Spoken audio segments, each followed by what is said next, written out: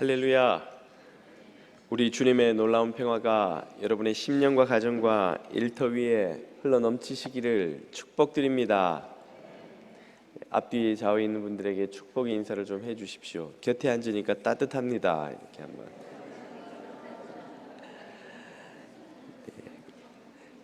강단 모니터를 조금 더 올려주시면 좋겠습니다. 여러분은 잘 들리세요? 네. 오늘 우리에게 주시는 하나님의 말씀은 마태복음 5장 33절에서 37절까지입니다. 마태복음 5장 33절에서 37절까지의 말씀을 자매님과 형제님들이 한 절씩 받들어 읽겠습니다.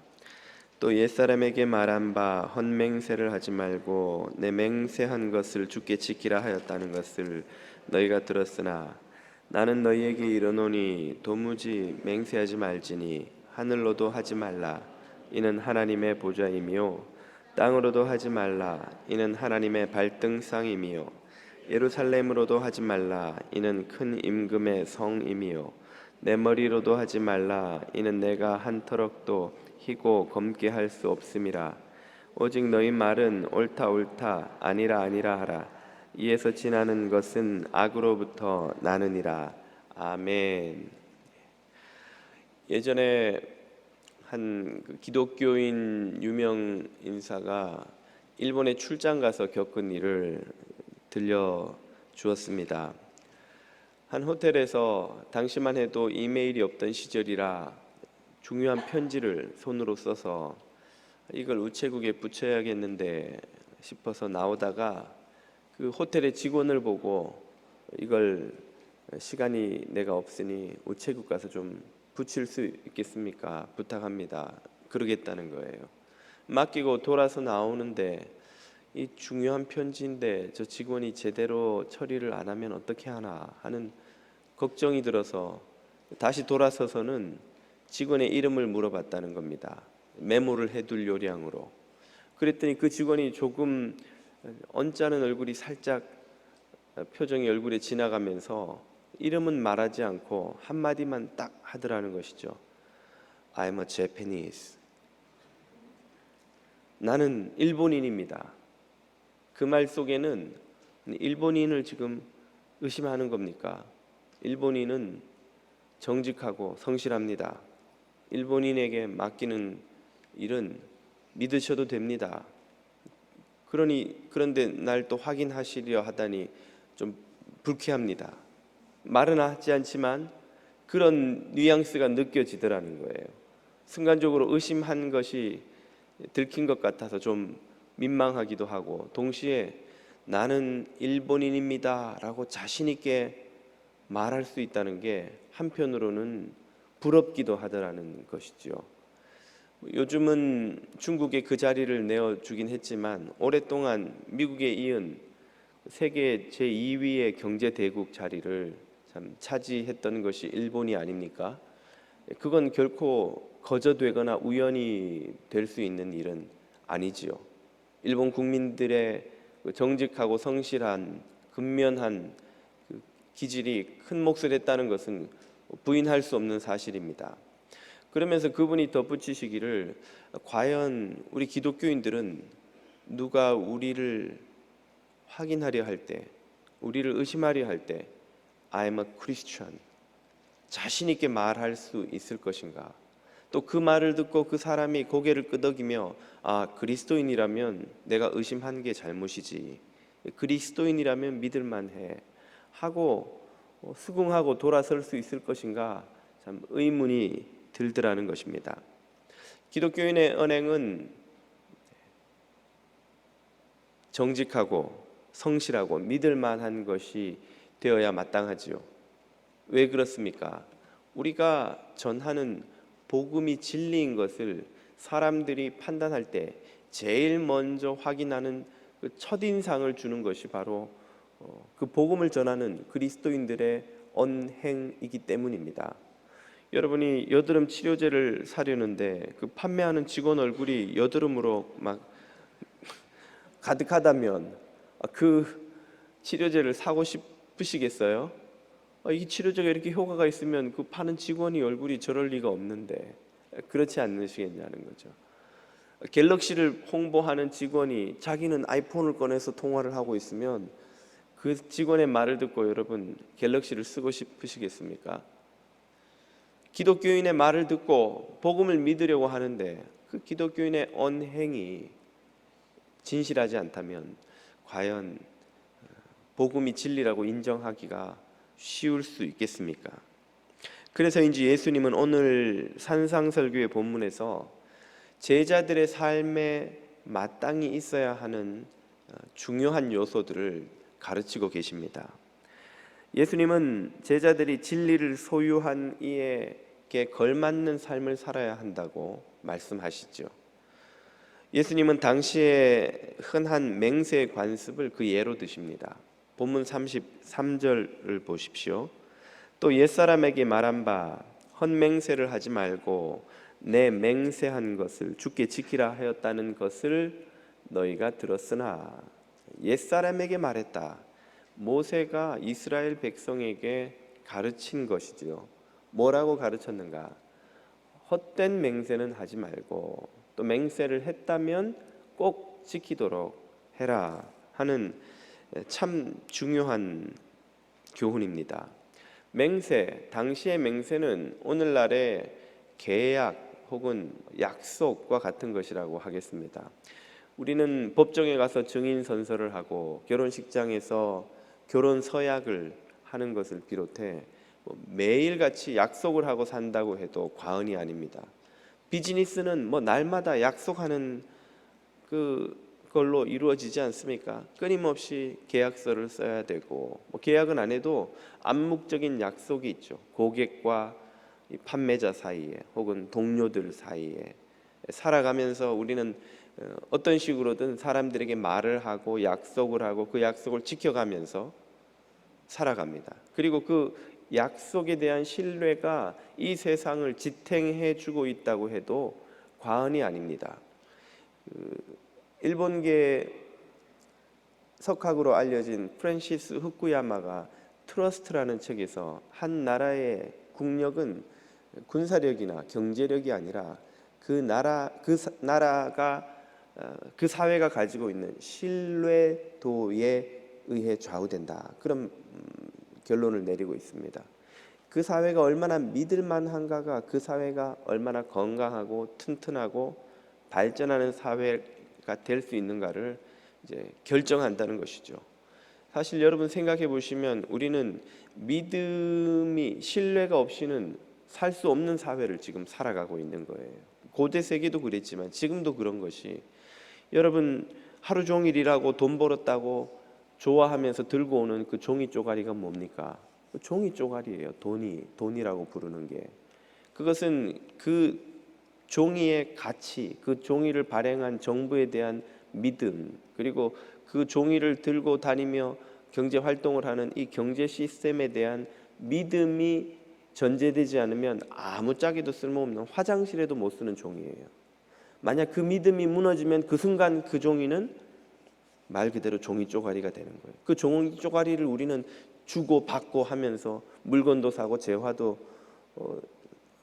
받고 서비스도 누리고 그거 쌓아놓고 나는 부자라고 좋아하고 그러고 있는 거예요. 그럴 수 있는 것은 그 종이와 그 종이를 사용하는 시스템에 대한 믿음이 있기 때문에 그런 겁니다. 이 믿음이 무너지면 그 사회는 붕괴되는 것이죠. 이런 믿음이 있는 사회를 만들기 위해 반드시 필요한 게 뭐냐? 이 말의 신뢰도인 거죠. 그래서 모세는 맹세를 강조한 겁니다. 맹세가 그냥 사람이 믿을 만한 사람이 돼야 되니까 라는 차원의 문제가 아닌 거예요. 그 사회가 건강하고 병들지 않은 사회가 되기 위해서는 이 사람과 사람 사이에 있는 신뢰가 제대로 자리 잡지 않으면 안 되기 때문에 맹세를 하려거든 신중하게 하고 했으면 꼭 지켜라 하는 것이 이 모세의 가르침입니다. 그런데 예수님 당시 1세기 유대 사회에서는 이 맹세의 본뜻을 왜곡해서 여러 가지 문제를 만들어내었습니다. 예수님은 그 문제들을 지적하시면서 그것을 바로 잡아 주시죠. 맹세에 대한 모세의 가르침을 그 본래의 의미에 맞게 다시 설명해 주고 계십니다. 그 과정에서 우리 그리스도인들의 언행에 꼭 있어야 할 중요한 요소를 가르쳐 주십니다. 그 첫 번째 요소는 바로 성실함입니다. 한결같음이라고 할 수 있겠습니다. 본문 24절과 5절을 보십시오. 34절이군요. 나는 너희에게 이르노니, 모세는 그렇게 말했지만 나는 말하노니 도무지 맹세하지 말지니. 도무지 맹세하지 마라. 이 말을 언뜻 들으면 약속, 서약, 맹세, 계약 어떤 것도 하지 말아라 하는 말씀처럼 들리는데, 그래서 오늘날에도 퀘이커 교도나 여기 조금 내려가면 만나는 그 아미시에 속한 그 메노나이트 개신교 교단이나 혹은 여호와의 증인 같은 종파의 사람들은 법정에 가도 선서하지 않습니다. 국기에 대한 맹세 이런 것도 하지 않아요. 이 맹세하지 말지니 하는 주님의 약속을 문자 그대로 지키기 위해서지요. 그러나 예수님은 이 장면에서 맹세를 금지한다는 새로운 율법을 또 제정하시려 하신 것이 아닙니다. 예수님이 이렇게 말씀하신 의도가 무엇인지를 우리는 이해해야 되는데요. 그 의도가 그 뒤에 이어서 이렇게 소개되죠. 도무지 맹세하지 말지니 첫째, 하늘로도 하지 말아라. 이는 하나님의 보좌이며, 둘째, 땅으로도 하지 말아라. 이는 하나님의 발등상이며, 셋째, 예루살렘으로도 하지 마라. 이는 큰 임금의 성임이요. 이게 도대체 무슨 말인가? 맹세를 하늘로, 땅으로, 예루살렘으로 또 하면 안 된다. 이런 예수님의 말씀에는 배경이 있습니다. 당시 사람들은 자신이 하는 말을 상대방이 믿게 하기 위해 맹세를 했지요. 오늘도 우리가 계약서를 쓰는 이유도 그런 것 아닙니까? 자네가 나한테 양 10마리를 빌려주면 내가 1년 후에 이자까지 쳐서 15마리를 돌려주겠네. 요즘에야 계약서를 쓰지만 그 옛날에는 뭐 계약서도 없고, 그 계약서를 쓴다 해도 공증하는 기관이라는 게 없기 때문에 뭘 가지고 그 약속을 믿을 만하게 만드느냐? 입으로 하는 맹세인 거예요. 맹세. 자네가 15마리 갚으리라는 걸 내가 어떻게 믿나? 내가 맹세하겠네. 하나님의 이름으로 맹세해. 만약 내가 약속대로 안 하면 하나님이 내게 벌을 내려서 내 목숨을 앗아가실 거야. 그렇게 맹세를 하고 그걸 계약서로 받아들이고 서로 거래를 했던 거예요. 믿음으로. 그런데 만약 이 사람이 약속을 안 지키면 어떻게 됩니까? 그 사람이 거짓말장애인 것은 당연하지만 뜬금없이 불려나와서 증인이 되신, 보증인이 되신 하나님까지 같이 거짓말장애가 되는 거예요. 이것은 하나님의 이름을 모욕하는 것이 되기 때문에 레위기에서는 아예 하나님의 이름으로 하는 맹세 자체를 금지하였습니다. 레위기 19장에 이렇게 나오죠. 너희는 내 이름으로 거짓 맹세함으로, 즉 내 이름을 걸고 맹세하고 약속해놓고 그 약속을 어겨서 너도 거짓말장이가 되지만 내 하나님의 이름을 욕되게 하지 말라. 나는 여호와니라. 그래서 유대인들은 더 이상 하나님의 이름으로 맹세를 못하게 된 거예요. 그러자 어떻게 했느냐? 하나님 대신, 하나님은 아니지만 하나님처럼 권위 있는 존재 혹은 소중한 어떤 것 혹은 비싼 어떤 것을 가지고 와서 다른 것으로 맹세를 시작한 것입니다. 그것이 내가 하늘을 걸고 맹세해. 하늘을 가져오는 거예요. 땅을 걸고 맹세해. 예루살렘을 걸고 맹세해. 다음 구절에 가면 내 목숨을 걸고 맹세해. 이런 식으로 주변에 있는 사물, 중요한 그 어떤 가치들을 가지고 와서 맹세를 하기 시작한 것이죠. 중구난방으로 온갖 것들을 다 가지고 와서 맹세를 하기 시작하자 1세기 당시에 종교 지도자였던 바리새인들이 그 맹세들을 분류하기 시작했습니다. 어떻게?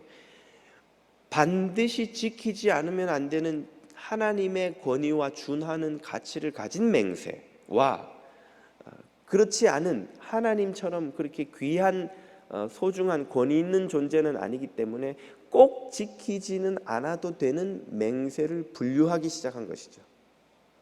바리새인들이 이렇게 두 가지로 분류를 해서 백성들에게 가르쳤는데, 그런 당시의 풍습을 마태복음 23장이 이렇게 소개합니다. 화 있을진 저 소경된 인도자여. 바리새인들을 가리키는 거예요.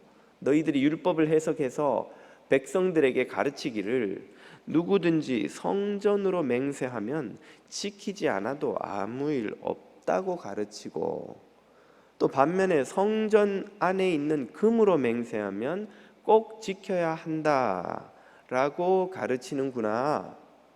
똑같은 이야기가 18절에도 나옵니다.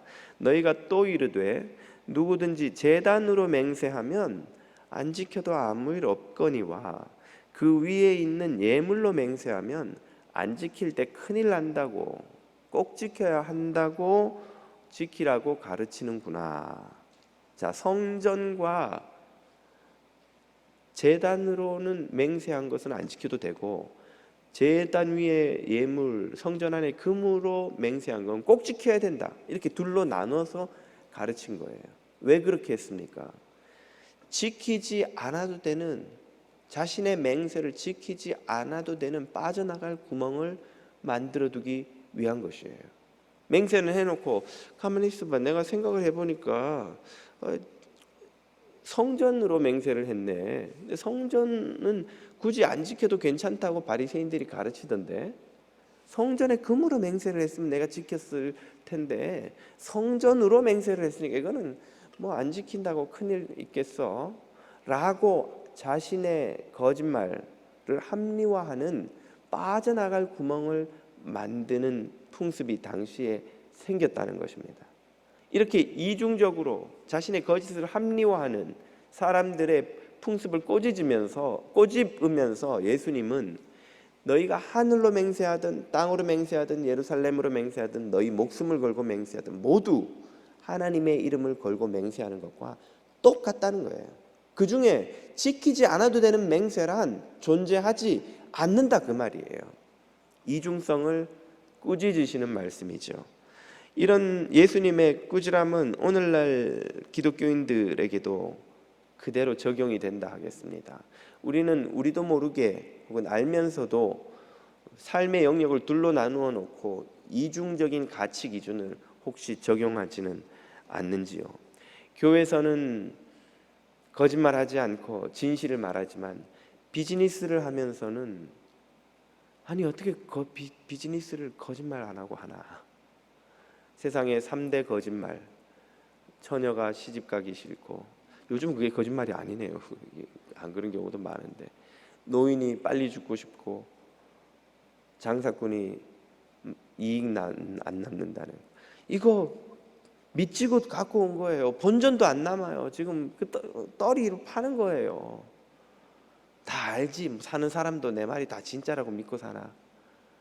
교회에서는 하면 안 된다고 믿는 거짓말을 교회 밖에서는 혹시 해도 괜찮다고 우리는 생각하고 있지 않는지요? 교회에서는 존경받는 집사요, 권사요, 장로인데 집에 가면 가족들에게, 자녀들에게는 분노를 참을 수 없는, 분노 조절이 안 되는 모습은 혹시 우리에게 없는지요? 얼마 전에 그 초대교회 박형은 목사님께서 재직 수련회 오셨다가 예전에 EM 사역을 하실 때 일을 이야기해 주시더라고요. 청년부 EM 친구들 가르치는데 그 교회에서 장로 선거를 해서 피택이 된 이제 장로 선거가 있으니까 끝나고 나서는 그 청년한테 야, 탐 오늘 너희 아버지 장로로 피택됐어. What? Oh my God! 말도 안 돼. 어떻게 우리 아버지가 장로야? 난 교회 안 갈래요. 교회에서는 분명히 존경받는 분인데 집에서 가족들에게는 존경을 잃어버리는, 그래도 괜찮다고 혹시 우리는 생각하고 있지 않는지요? 11조는 꼬박꼬박 드리는 것이 마땅하다 믿으면서 세금은 빼먹지 않으면 바보라고 혹시 우리는 생각하고 다른 기준을 적용하지는 않는지요? 사람들 앞에서는 젠틀한데 혼자 있는 곳에서는 부끄러운 짓을 두려움 없이 하지 않는지요? 이렇게 우리의 삶을 세속과 거룩으로, 경건의 영역과 상관없는 일상으로 나누어서 살아가는 우리들에게 주님이 하시는 말씀이 바로 이 말씀이죠. 우리가 어느 시간 어느 장소 어떤 일을 하든 하나님의 손안에 들어있지 않는, 하나님이 계시지 않는 곳은, 하나님이 다스리지 않는 시간은 없다는 거예요.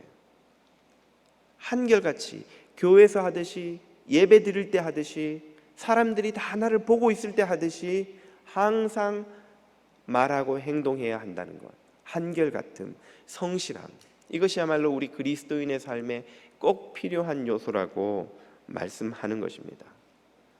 진짜 나는 누구일까요?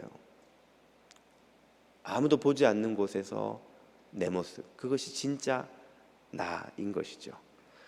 교회에서도 일상에서도 아무도 보지 않는 곳에서도 항상 한결같은 그리스도의 제자로 사실 수 있기를 축복드립니다.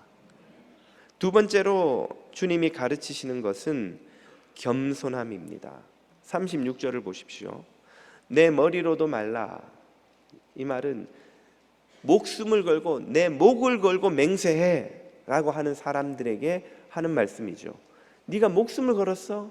아이고, 이는 네가 머리카락 한 터럭도 희게 하거나 검게 할 수 없음이라. 목사님, 오늘도 저는 염색하고 왔는데요 하시는 분들은 이 말씀에 공감을 못 하실지도 모르겠습니다. 현대인들은 할 수 있는 게 너무 많아져서 말씀을 더 이상 두렵게 받지 않는지도 모르겠어요. 이 말의 의미는 무엇입니까? 목숨은커녕 네 삶의 작은 한 분야도 네 마음대로 할 수 있는 영역이 없다는 거예요. 그걸 겸손하게 인정하라는 것입니다. 우리가 큰 소리를 치고 장담을 하는 이유는 무엇입니까? 우리가 얼마나 나약한 존재인지를, 우리의 생명은커녕 우리의 삶의 한 부분도 어찌할 수 없는 존재인지를 인정하지 못하는, 모르는 것 때문이 아닐까요?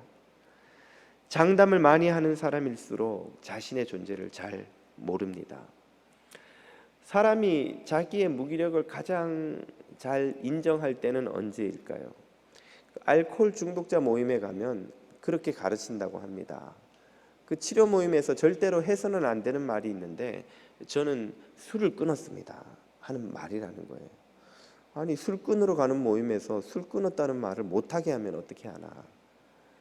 거기서는 이렇게 말해야 된다고 가르친다는 거죠. 저는 술을 마시지 않은 지 1년 5개월이 되었습니다. 1년 5개월 동안 술을 마시지 않고 있지만, 그러나 여전히 그 유혹이 있다는 걸 인정하는 거예요. 언제 그 유혹에 넘어갈지 모르는 연약한 존재라는 걸 인정하는 거예요. 그래야 치료 효과가 있다는 것입니다.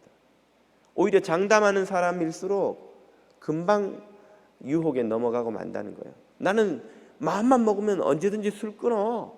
마음을 안 먹어 그렇지, 마음만 먹으면 내가 끊는다고. 그 마음을 못 먹어요. 그게 중독입니다.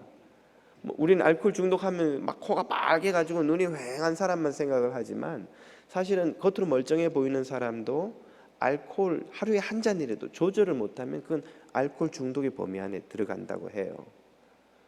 나는 술 끊었어. 어제부터 안 마셔. 이틀 된 거예요. 그건 술 끊은 게 아니죠. 근데 그걸 끊었다고 장담을 하는 나약한 존재, 그게 인생이라는 것입니다. 야고보서는 이렇게 타이르지요. 4장입니다. 들으라, 너희 중에 말하기를 오늘이나 내일이나 우리가 아무 도시에 가서 거기서 1년을 유하며 장사하여 이익을 보리라 하는 자들아, 내일 일을 너희가 알지 못하는도다.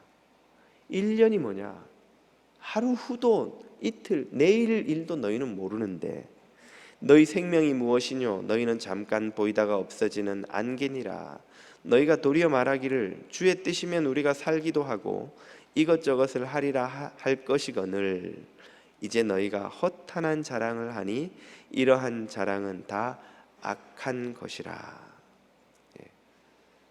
하루 앞도 모르는 인생이 1년 후를 장담하는 것이 얼마나 어리석은 일이냐 하는 말이죠. 이런 생각을 할 때마다 저는 늘 마음에 안타깝게 떠오르는 이가 있습니다. 그 가수 유승준 씨입니다. 뭐 아마 여러분 대부분 아시겠죠. 재미동포인 유승준 씨는 그 한국 가요계에 정말 혜성과 같이 나타났죠. 폭발적인 인기를 끌며 그 한국에서는 당시에 보지 못하던 그 역동적인 춤과 또 노래 실력으로 젊은이들에게는 물론 전 국민적인 사랑을 받았습니다. 그가 국민적인 그 인기를 누리게 하는데 한몫한 것이 그 군 입대 발언이에요. 유승준 씨의 입장에선 제가 기사를 좀 찾아보니까 억울할 법도 한 면이 있습니다. 한 기자가 집에 와서는 이런저런 인터뷰를 길게 하다가 중간에 지나가듯이 그렇게 묻더래요. 그 나이가 찼으니 군대도 가셔야죠. 가야 되면 가야죠. 그냥 그렇게 대답했다는 거예요. 해병대는 어때요? 해병대도 괜찮죠. 무심코 그렇게 한 대답이 다음날 아침 연예신문 일면에 가수 유승준 해병대 자원 입대 선언 이렇게 딱 타이틀이 뜨고는 기사가 나오더래요. 그리고 한국 신문이 그렇지 않습니까? 한 기사가 뜨면 그 사실 확인, 소스에 대한 체크도 안 하고 그냥 베껴서 그 다음 날로 온 신문이 도배가 되는 거예요. 미화니까 좋은 일이니까 이 인기 있는 젊은 가수가 해병대의 자원에서 간다. 한국에서는 건드리면 안 되는 두 가지 영린이 있잖아요. 교육 문제하고 군 문제. 여기서는 예외가 없는 거예요. 그러니 이 인기 있는 젊은이가 해병대를 간다. 온 국민이 칭찬하고 바른 생활 젊은이로 갑자기 급부상하는 거예요. 그러다가 얼마 후에 영주권자인 유승준 씨가 미국 와서 시민권을 획득하고 국적을 포기하니까 갑자기 온 국민의 공공의 적이 돼버린 거예요. 괘씸죄에 걸린 거예요. 아니 이놈이 군대 간다고 그랬다가 곳에 마음을 바꾸고 미국 가서 그래? 한국 가요계에서 퇴출되는 것은 물론 아직까지 한국 입국조차 못하고 있지 않습니까? 뭐 빌고 사정을 하고 법정에 소송을 하고 해도 아직 문제가 해결되지 않아서 한국 땅을 못 받고 있습니다. 한 가지 더 참 안타까운 것은 제가 어렴풋한 기억에 당시에는 무슨 가요제 같은 게 많았는데 어느 가요제에 유승준 씨가 그 상 타는 장면을 제가 봤어요. 그 유승준 씨는 그런 가요제에서 상 탈 때마다 첫 마디가 이거였습니다. 할렐루야! 하나님께 이 모든 영광을 돌립니다. 그러니 또 기독교인들은 얼마나 유승준 씨를 이쁘게 봤겠냐는 거예요. 그랬다가 그렇게 추락을 해버리니 참 유승준 씨 개인에게나 혹은 기독교의 이미지에나 또 얼마나 많은 흠이 되었습니까?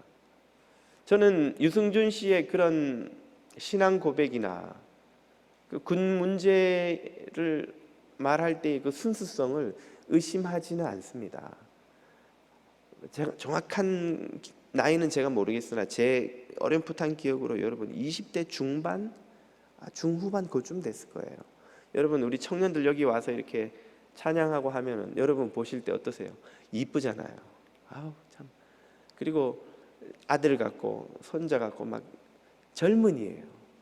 아직 내가 내뱉는 말이 무슨 무게를 지닐지 또 탑스타가 한 말에 어떤 파장이 따를지를 충분히 심사숙고할 수 없는 나이였던 것이죠. 그만 그렇게 무심코 내뱉은 말이 자기에게 족쇄가 되어서 그 인생을 그렇게 그 참 화려한 성공적인 인생을 그렇게 어렵게 곤경에 빠지게 만들 줄 감히 그가 생각이나 했겠냐는 것이죠. 그의 그 미숙함, 젊었을 때의 미숙함. 젊었을 때 우리 다 미숙하지 않습니까? 지금도 그렇지만 저는 내 말이 내가 내 미래를 장담할 수 없다는 것에 대한 심각한 고려를 하지 못했던 시절에 그 말 때문에 겪는 참 고통이 아닐 수 없습니다. 우리는 미숙할수록, 경험이 적을수록, 또 두려울수록 더 큰 소리를 치기 마련입니다. 경험과 지혜가 쌓이고 자식이 자신에 대해서 알게 되면 될수록, 또 성숙해질수록 점점 장담을 하지 않게 되죠. 장담할 수 없는 존재라는 것을. 내 마음은 지금 그럴 것 같아도 그때 가면 상황이 어떻게 바뀌어서 내 마음과 상관없이 약속을 지키지 못하게 될지, 혹은 내 마음조차도 그 약속을 과연 끝까지 붙들고 있을 수 있을지 알 수 없을 정도로 연약한 존재라는 것을 알게 되면 될수록 우리는 점점 하나님과 인생과 이 삶 앞에서 겸손해지게 되죠. 우리의 연약함을 깊이 깨닫고 매사에 늘 겸손한 자세로 사는 저와 여러분이 되시기를 축복드립니다. 마지막으로 예수님이 가르치시는 그리스도인의 언행에 꼭 필요한 요소는 진실함입니다. 37절을 보십시오. 오직 너희 말은 옳다 옳다 아니라 아니라 하라. 이에서 지나는 것은 악한 생각으로부터 나오는 것이니라. 예수님이 가르치신 말하는 방식, 있는 모습 그대로, 옳은 것은 그냥 옳다 끝, 아닌 것은 아니야 끝, 거기에 더 덧붙이지 말라는 거예요. 다른 말로 하면 과장하지 말라는 것이죠. 축소하지 말라는 것이죠. 왜곡하거나 거짓으로 꾸미지 말라는 것입니다. 우리는 언제 과장하고 축소하고 왜곡할까요? 이익이 걸려 있을 때입니다. 내가 이런 말을 하면 이익이 되겠지? 그러면 과장을 시작해요. 이 말을 했다가 손해볼 것 같은데 축소하기 시작하는 것이죠. 이해관계를 따지기 시작하면 우리의 말이 진실해지기 어렵습니다. 주님의 말씀은 이해관계, 이익과 손해를 따지지 말고 있는 그대로 말하라는 거예요. 그렇게 함으로써 사람들이 우리의 말에 믿음을 가지도록 하라는 것이죠. 아, 저 사람이 맞다면 맞는 거지. 딴 사람 말은 못 믿어도 저 사람 말은 믿을 수 있어.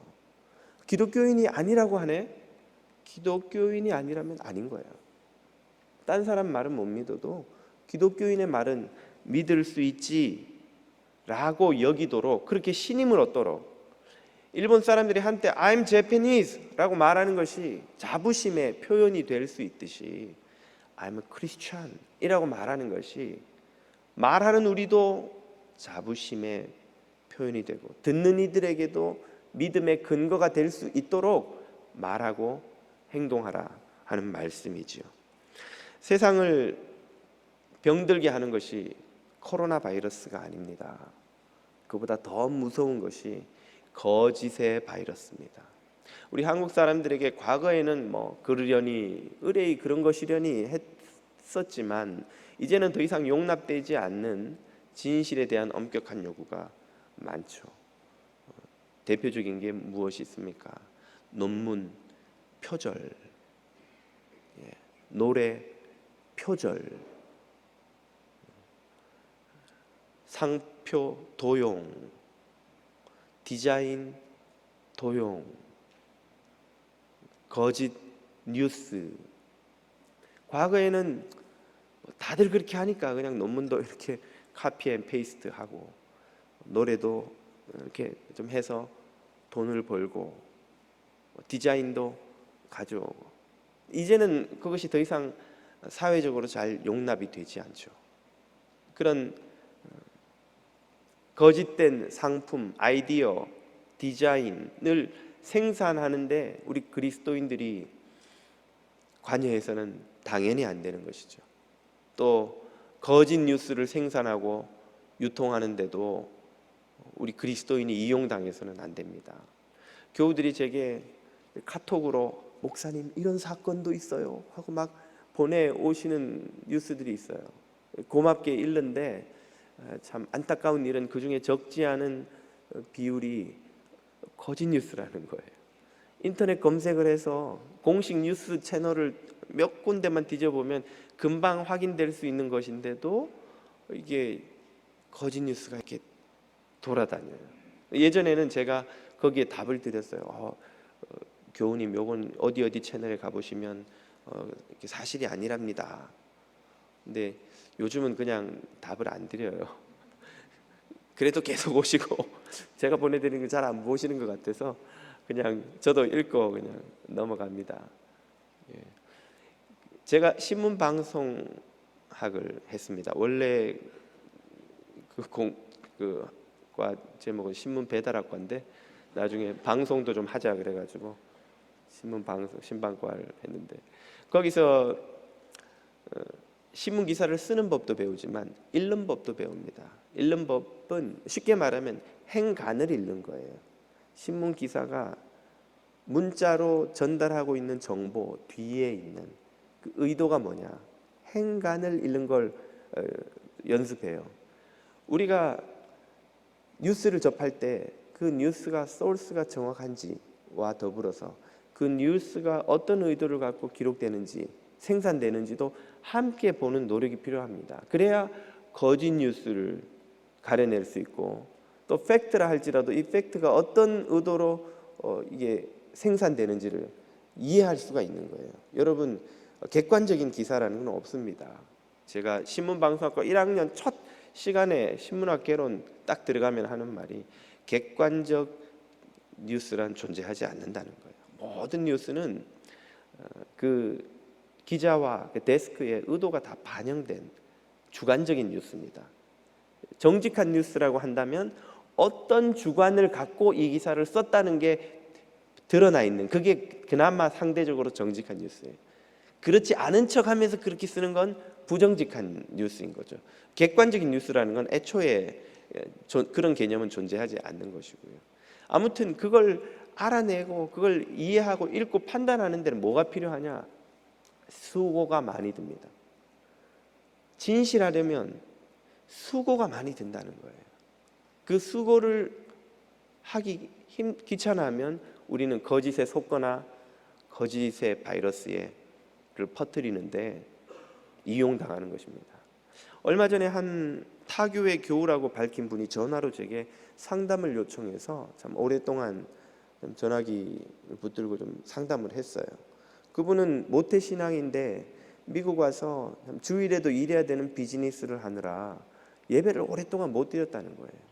한 2년 전에 겨우 그 비즈니스를 정리하고 이제는 주일에 매주 예배를 드릴 수 있게 되어서 집 근처에 어느 교회를 2년 동안 섬기면서 참 행복했다는 겁니다. 교회 분위기도 좋고 목사님 말씀도 은혜롭고 참 잘 지내왔는데 최근에 목사님의 설교를 듣다가 어디서 내가 들은 것 같은데 라는 데자뷰가 느껴져서 집에 와서 막 인터넷에 검색을 했더니 본인이 과거에 인터넷에 매주 올라오는 어느 목사님의 설교를 꾸준히 들어왔는데 그 설교하고 내용이 똑같은 거예요.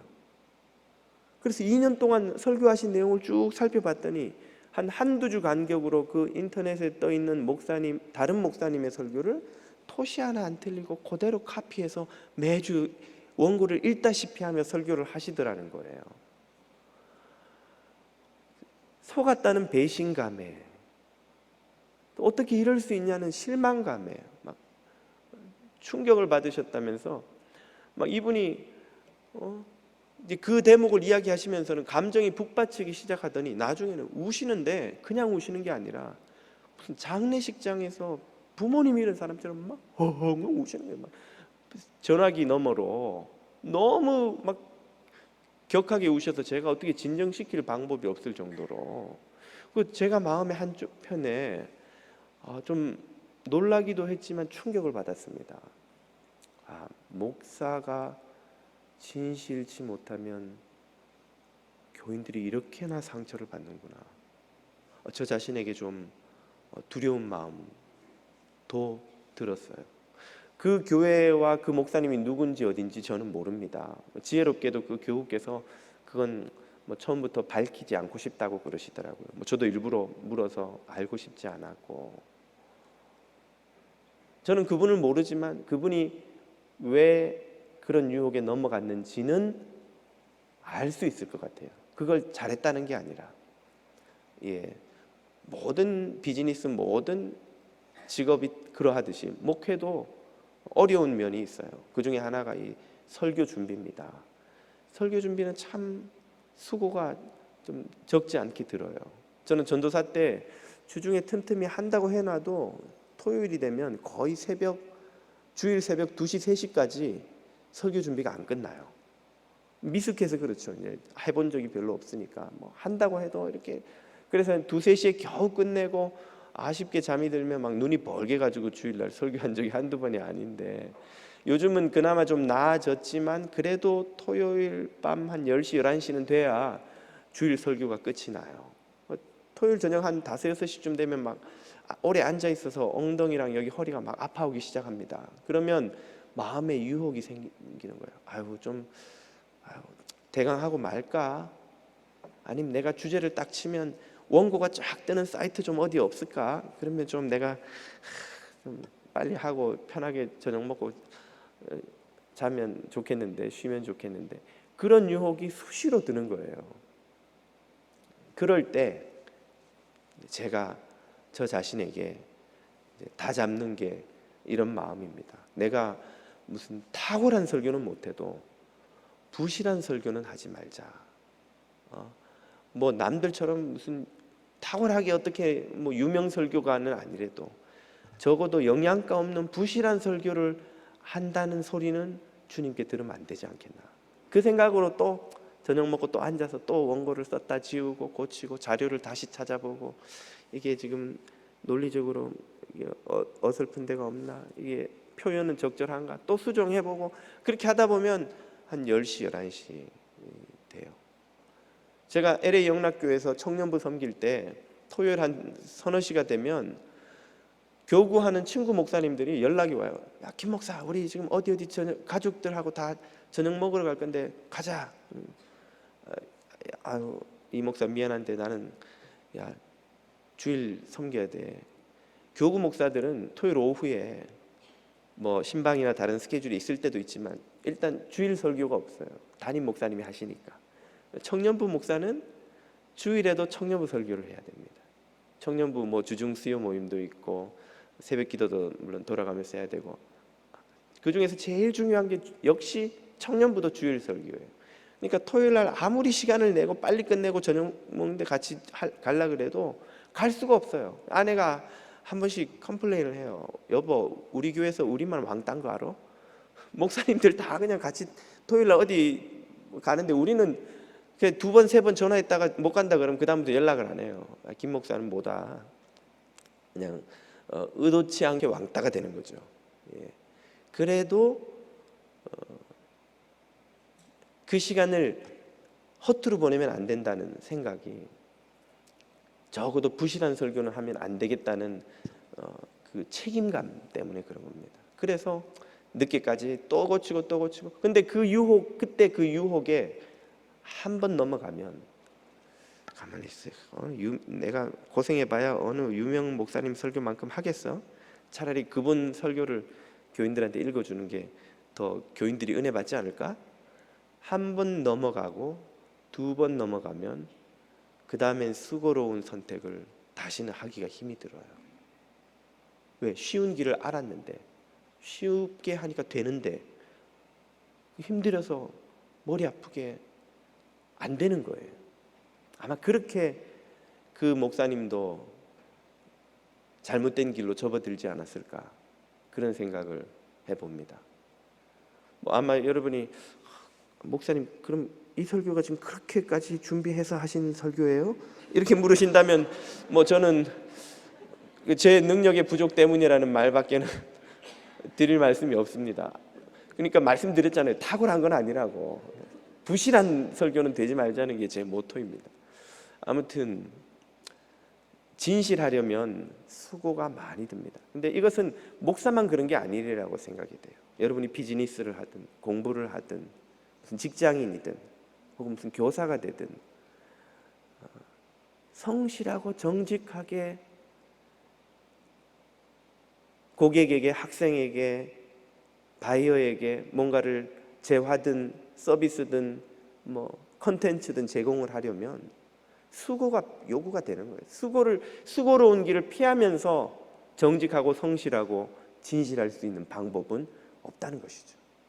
우리가 그 수고를 회피하면 우리도 모르게 원치 않게 의도치 않게 거짓의 바이러스를 세상에 퍼뜨리는데 매개체가 되는 거예요. 내가 거짓을 만들어내든지 아니면 거짓이 나를 통해 또 세상에 퍼지든지. 진짜 우리가 두려워해야 하는 것은 코로나가 아니고 바로 이 거짓의 바이러스가 우리 사회를 병들게 하는 것입니다. 그 대가를 우리도 치르고 우리 자녀들도 치르고 이 세상이 지금 치르고 있는 거예요.